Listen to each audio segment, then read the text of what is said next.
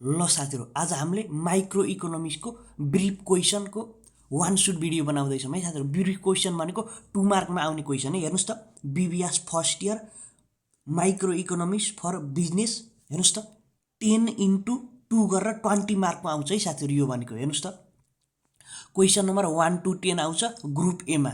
सन्द सुरुमा अब हामी जम्मै हाम्रो स्पेशल्ली 2 मार्कको मात्र भिडियो है साथीहरु। यसमा हेर्नुस् त, युनिट 1 इन्ट्रोडक्सनबाट है साथी। हेर्नुस् त, इङ्ग्लिस नेपाली दुईटैमा छ है साथीहरु, डराउन पर्दैन। सन्द सुरुमा what is micro economics? Micro economics is defined as the branch of economics which deals with individual parts of an economy. हैन त, के भनेको अर्थशास्त्रको सम्पूर्ण पक्षको एकैसाथ सामूहिक अध्ययन नगरी छुट्टा छुट्टै व्यक्तिगत एकाइको अध्ययन गर्ने शास्त्रलाई सूक्ष्म अर्थशास्त्र भनिन्छ। सूक्ष्म अर्थशास्त्र भने के आइछ भन्दाखेरि सानो सानो पार्टमा के हाम्रो विरतमा हैन कि सूक्ष्म सानो सानो इक्वल पार्टमा के गर्ने, रिसर्च गर्ने, त्यसलाई के भन्दो रहेछ साथीहरु? Micro economics. ल हेर्नुस् त, अब के हो, अब फिचर्स अफ माइक्रो इकोनोमिक्स है साथीहरु। फिचर के रहेछ हेर्नुस् त, study the individual parts of economy applicable for free market economy concern with particular firm known as price theory. के भनेको हेर्नुस् त, व्यक्तिगत आर्थिक एकाइको अध्ययन गर्ने, पूर्ण रोजगारीको मान्यता राख्छ, स्वतन्त्र अर्थव्यवस्थाको मान्यता राख्छ, मूल्य सिद्धान्त भनिन्छ। अब अर्को हेर्नुस् त, 2 मार्क्समा के आउन सक्छ? स्कोप अफ माइक्रो इकोनोमिक्स है साथीहरु। थ्योरी अफ डिमान्ड, मागको सिद्धान्त। थ्योरी अफ प्रोडक्सन, उत्पादकको सिद्धान्त। Theory of production, product pricing, उत्पादित वस्तुको मूल्य। थ्योरी अफ फ्याक्टर प्राइसिङ, उत्पादित साधनको मूल्य निर्धारण। अब अर्को भनेको साथीहरु युज र इम्पोर्टेन्स अफ माइक्रो इकोनोमिक्स भनेर आइदिन सक्छ साथीहरु हजुरलाई। 2 मार्क्समा आयो भने साथीहरु 4वटा पोइन्ट लेखे इनफ हुन्छ है साथी। हेर्नुस् त, helpful to formulate economic policy, helpful to study human behaviour, के गर्न सजिलो हुँदो रहेछ? मानव व्यवहारको अध्ययन गर्न। त्यसपछि हेर्नुस् त, हेल्पफुल इन इन्टरनेसनल ट्रेड, वैदेशिक व्यापारमा सहयोग हुन्छ।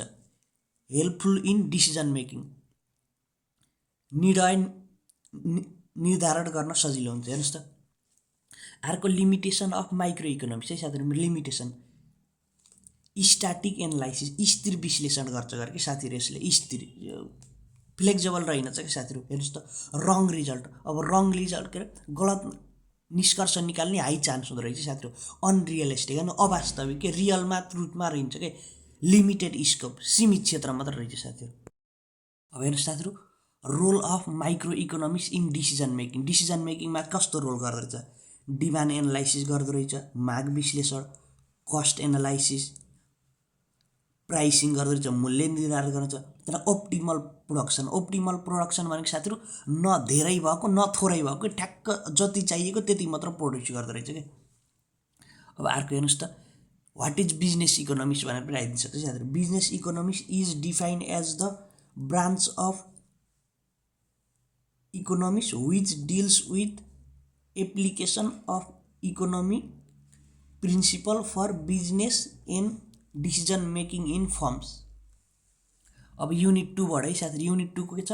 मार्केट इक्विलिब्रियम एन्ड इफिसिएन्सी है साथीहरु। सन्द सुरुमा त व्हाट इज डिमान्ड है। Demand is defined as the quantity of commodity that would be purchase at the given price and period of time. हेर्नुस् त, वस्तु वा सेवाको खरिद गर्ने इच्छा, तिर्न सक्ने क्षमता र तत्परता हुनुलाई माग भनिन्छ। हेर्नुस् त, टाइप्स अफ डिमान्ड कति हुँदो रहेछ?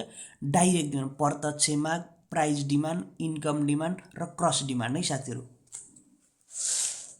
सन्द सुरुमा हेर्नुस् त, demand function, what is demand function भनेर पनि सोधिन सक्छ हजुरलाई। Demand function is defined as the functional relationship between demand for a product and its determines. हेर्नुस् त, डिमान्डलाई कसरी युज गर्दो रहेछ? यो हाम्रो समीकरण कस्तो गरेर हुन्छ? इक्वेसन भनेको एउटा वस्तुको माग परिमाण र त्यसलाई प्रभाव पार्ने तत्त्वहरू बीचको सम्बन्ध देखाउने समीकरणलाई मागफलन भनिन्छ है साथीहरु। अब अर्को यो जान्नुपर्छ है साथीहरु। हेर्नुस् त, लिनियर डिमान्ड फङ्सन र नन लिनियर डिमान्ड फङ्सन। हेर्नुहोस् त के भन्दो रहेछ, it is defined as the demand curve which has constant slope throughout its length. अब यहाँ के भन्नु भने कन्स्ट्यान्ट हुन्छ साथीहरू। अब यसमा नन लिनियरमा फेरि साथीहरू डिफ्रेन्ट स्लोप हुन्छ, सेम हो, कन्स्ट्यान्टको ठाउँमा डिफ्रेन्ट लेख्नुभयो भने सक्यो साथीहरू, बुझ्नुभयो नि। यहाँ रेखीय मागफलन एउटा माग वक्र हो जसको लम्बाइ र ढलान स्थिर हुन्छ। यो भनेको गैर स्थिर हुन्छ, ट्याक्कै सेम भइहाल्यो। अब इक्वेसन हेर्नुहोस् त, dx equal to a minus pbx, dx equal to ap एक्सको पावर बी माइनस, सक्यो। अब वाट इज डिमान्ड कर्भ भनिदिन सक्छ, वेन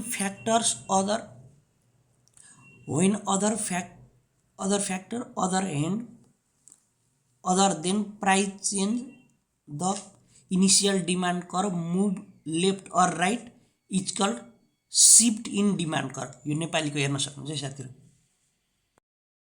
ल साथीहरू, सप्लाई फङ्सन भने के हो, supply function is defined as the functional relationship between supply of a commodity and its determines. वस्तुको पूर्ति परिमाण र त्यसका निर्धारक तत्त्व बीचको सम्बन्धलाई पूर्तिफलन भनिन्छ। हेर्नुहोस् त, अब यहाँ चाहिँ भने अब डिफ्रेन्स है, सिफ्ट इन सप्लाई कर्भ, त्यसपछि मोमेन्ट अलोन सप्लाई कर्भ है साथीहरू। हेर्नुहोस् त, when factors other than price of the item change in supply curve moves right and left is called के भयो साथीहरू, shift in supply curve. Same भइहाल्यो साथीहरू उसँग डिमान्ड कर्भ जस्तोमा। अब मोमेन्टम भनेको फेरि के भयो, momentum along supply curve is cause by the change in price of the item where as shift in supply curve. अब के भयो भन्दाखेरि यो भनेको साथीहरू दायाँ बायाँ चल्ने है, यो भनेको के भन्दाखेरि कारण के एउटा कारणले अर्को उस हुने के रिजल्ट निक्लिने, त्यस्तो है। हेर्नुहोस् त, अब market equilibrium is the situation in which market price and quantity demanded equal to quantity supplied. अब यो मार्केट इक्विलिब्रियम भने के हो भन्दाखेरि डिमान्ड र सप्लाई बराबर भएको उस हो क्या साथीहरू, सिचुएसन। हेर्नुहोस् फिगर पनि छ यहाँ साथीहरू, factor cause supply and demand to increase. अब यो अब सप्लाईलाई पनि हुन्छ डिमान्डलाई पनि हुन्छ साथीहरू, के ले युज गर्दो इफेक्ट गर्दछ, price, goal of firm, technology, number of firm. अब अर्को साथीहरू युनिट 3 को elasticity and demand and supply साथीहरू। सन्द सुरुमा त के जान्नुहोस् भन्दाखेरि प्राइज इलास्टिसिटी भन्दा पनि साथीहरू what is elasticity of demand है साथीहरू। सन्द सुरुमा elasticity of demand is responsive the quantity demanded of goods is to change such as price income of related goods. हेर्नुहोस् त, अब इलास्टिसिटी अफ डिमान्ड कति टाइप्सको हुन्छ यसैबाट जान्नु साथीहरू, इन्कम, प्राइज, क्रस, सेम छ साथीहरू। यसको इन्ट्रोडक्सन पनि सेम छ है, हजुरलाई मैले कहाँ पुट गर्ने हो त्यो पनि सिकाइदिन्छु। हेर्नुहोस् त, सन्द सुरुमा price elasticity of demand is the responsive of change in quantity demanded to the change in price of the commodity. अब तपाईँलाई साथीहरू यसमा इन्कम भनिदियो भने यो प्राइजको ठाउँमा इन्कम गरिदिनु, क्रस भन्नु भने प्राइजको ठाउँमा क्रस गरिदिनु, सकियो कि साथीहरू, इजी छ। हेर्नुहोस् त, अब इन्कम भनेछ नि, यहाँ इन्कम भनौँ हाम्रो अब कहाँ चाहिँ चेन्ज गर्ने भनेको थिएँ साथीहरू मैले, for a goods of change in income. अब नेपालीको पनि हेर्न सक्नुहुन्छ साथीहरू। Importance of income elasticity of demand है साथीहरू, इन्कम पछाडि भयो, यो बुझ्नुहुन्छ साथीहरू। हेर्नुहोस् त, के गर्न युज हुँदो रहेछ, इम्पोर्टेन्ट हुँदो रहेछ, नो द ट्रेड सर्कल, व्यापार चक्र पत्ता लगाउन, डिमान्ड फोरकास्टिङ, अनुमान गर्नको लागि साथीहरू, क्लासिफिकेसन अफ गुड्सलाई डिभाइड गर्न, युजफुल टु मार्केट पोलिसी, यो पनि जान्नुहुन्छ। अब determine of price elasticity of demand. अब यहाँ प्राइज भनिदिन सक्छ, इन्कम भनिदिन्छ, डजन्ट म्याटर है साथीहरू, एउटै हो। हेर्नुहोस् त, availability of substitute, time period, nature of good, number of commodity. अब अर्को हेर्नुहोस् त, प्राइज इलास्टिसिटी अफ सप्लाई। अब हेर्नुहोस् त के हो साथीहरू, अदर थिङ्स बिङ इक्वल, अन्य कुरा यथावत रहेको अवस्थामा price elasticity of supply is a measure of relative in quantity supply of a commodity in responsive to a relative change in its price. हेर्नुहोस् त यसको फर्मुला के छ साथीहरू, delta Q divided by delta P into P1 divided P2। अब determines of elasticity of supply. अब के ले डिटरमाइन गर्दो रहेछ, change in the cost of production, time factor, nature of commodity, ability of goods. अब यसमा साथीहरू अब तपाईँलाई के भनिदिन्छ, इलास्टिसिटी अफ सप्लाई भनिदिन्छ, या इन्कमको भन्दै पनि, प्राइसको भन्दै पनि, कस्टको भन्दै पनि सेम यही लेखिदिनुहोस् कि। अब युनिट 4 को थ्योरिज अफ कन्ज्युमर बिहेभियर है साथीहरू। सन्दो सुरुमा हामीले के जान्न पर्यो, cardinal utility analysis. Cardinal utility analysis भनेको साथीहरू सङ्ख्यात्मक उपयोगिता विश्लेषण is a classical economics theory that explain how consumers make decision about goods and service by measuring their satisfaction level। अब यहाँ त थाहा होला हजुरलाई, अब एउटा सेउ खाँदाखेरि 2 सेटिस्फ्याक्सन लेभल पाइन्छ, अर्को सेउमा थपिँदै त्यही उसो कि साथीहरू हाम्रो थ्योरी हो। अब यसको अज्युम्सन हेर्नुहोस्, अज्युम्सन भनेको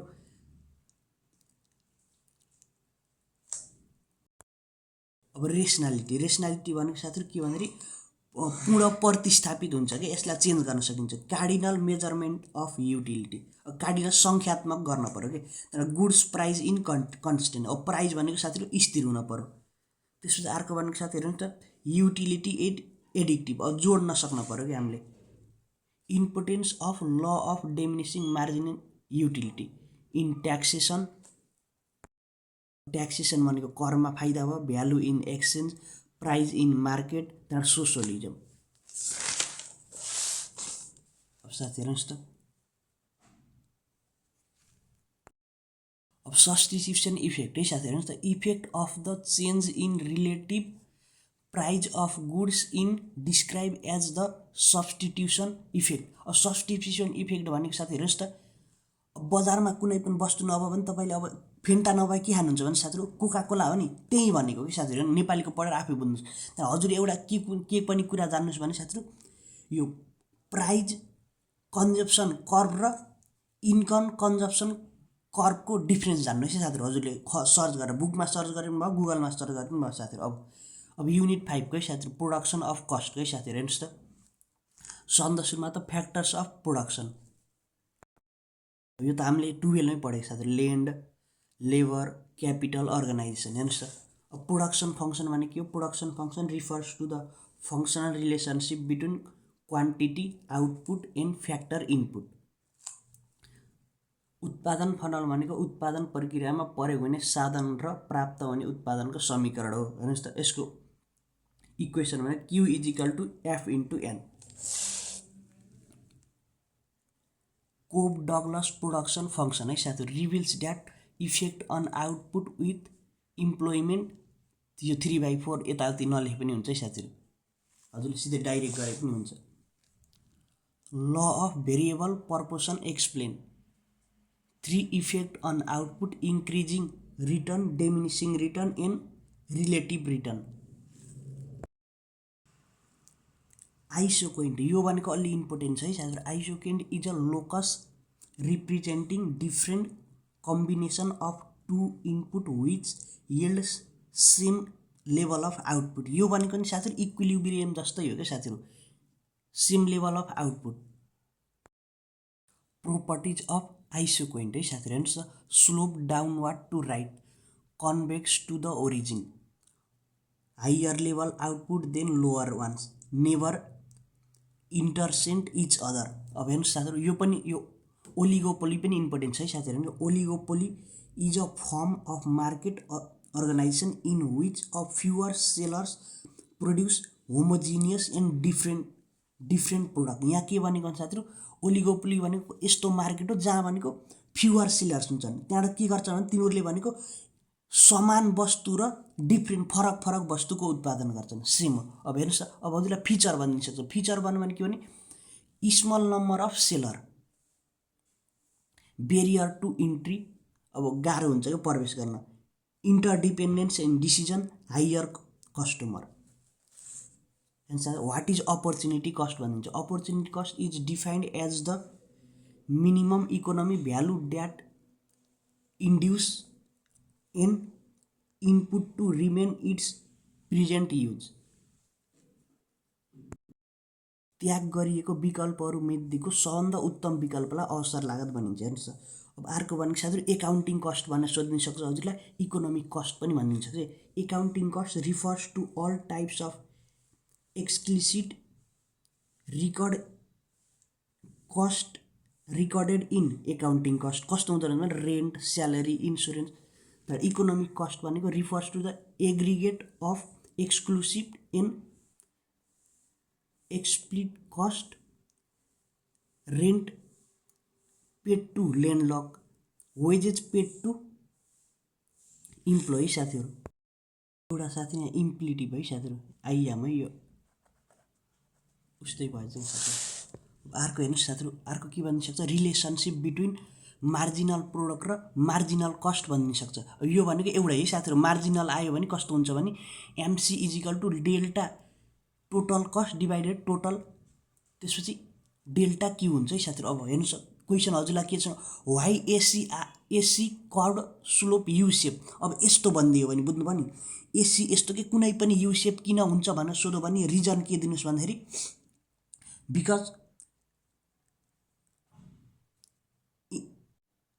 in the peak time they are